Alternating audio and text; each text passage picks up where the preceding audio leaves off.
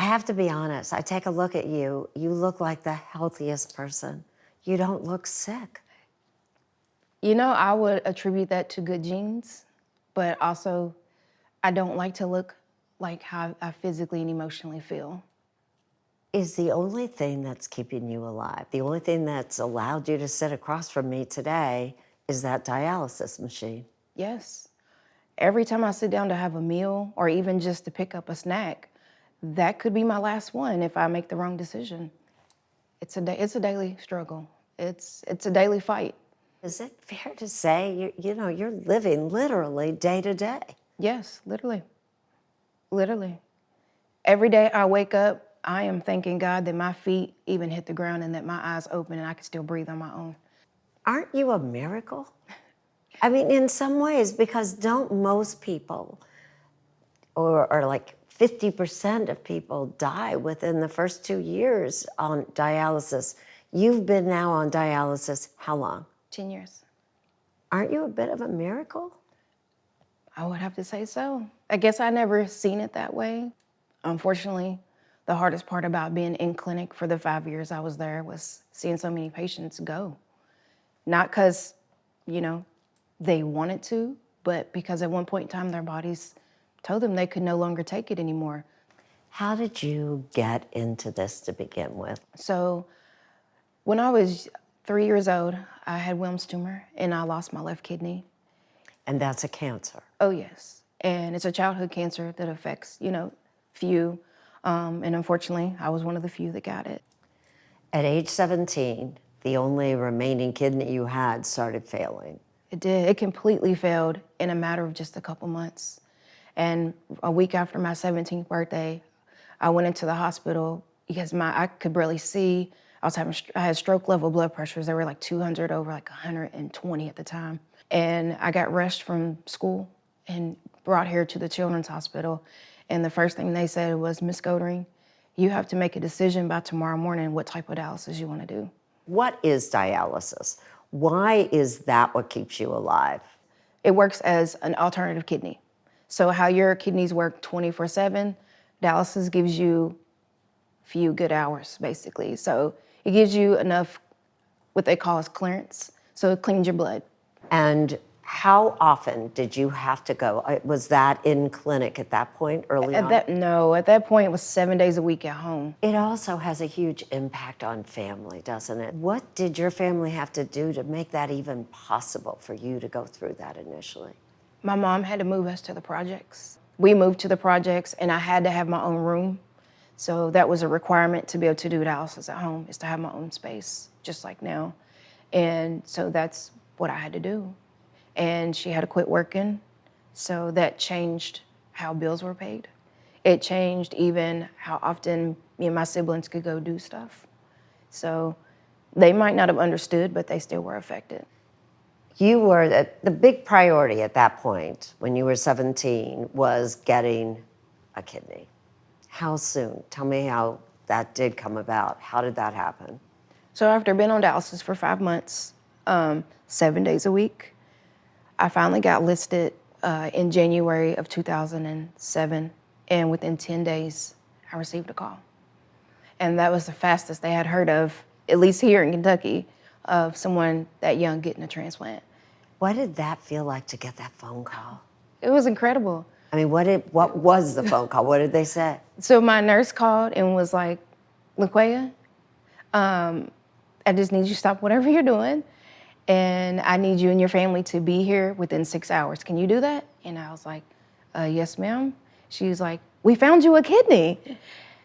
And I stopped in my tracks, and it was like I screamed, but you couldn't hear it. Pretty astounding through everything you've been through. At that point, where did that kidney come from? It came from a non-living donor. And the ironic thing was her name was Mary, just like my grandmother who was on dialysis.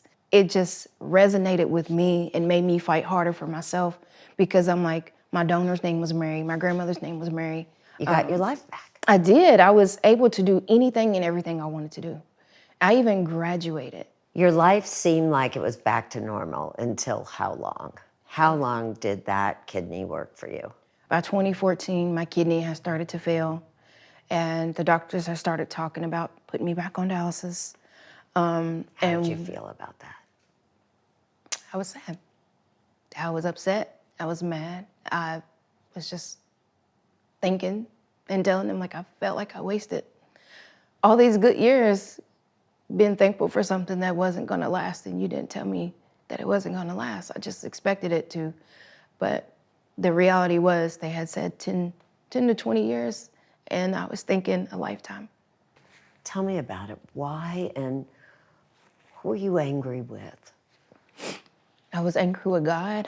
I was angry with myself, just with the world in general, because I'm like, I thought I did everything right. And it just felt like, well, God, if I'm doing everything that I'm supposed to do, why am I still feeling like I'm doing everything wrong? Why do I feel like I'm being punished? I am stuck waiting on the transplant list here in Kentucky, hoping that I'll get a non-living kidney. And I'm fighting for a living kidney donor now.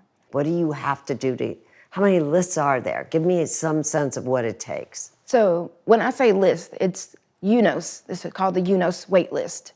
And anybody who needs any type of organ, that's the list they go on. And it's a national list. There's no number.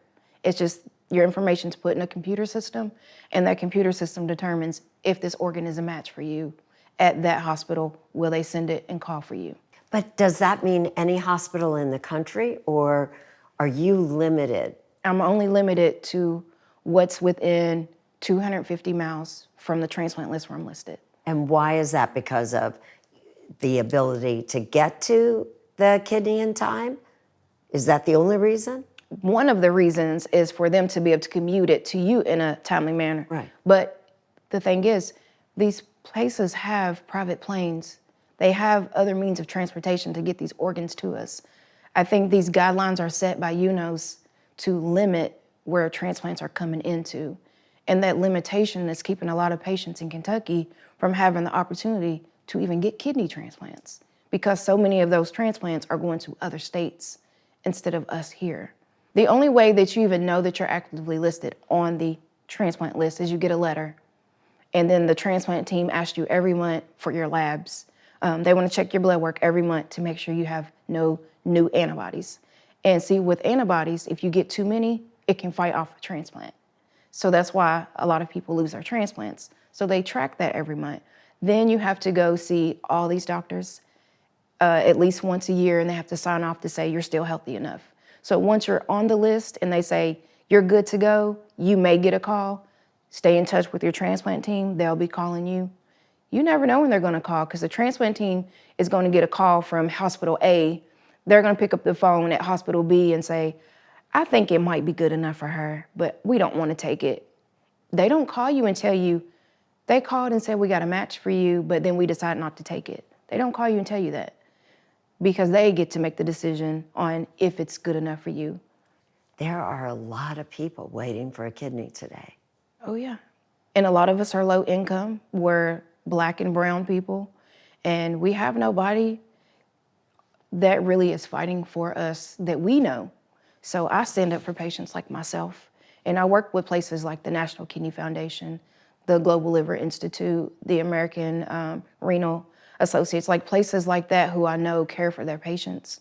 The longer I just sit here and allow myself to only do dialysis, the closer I am to death.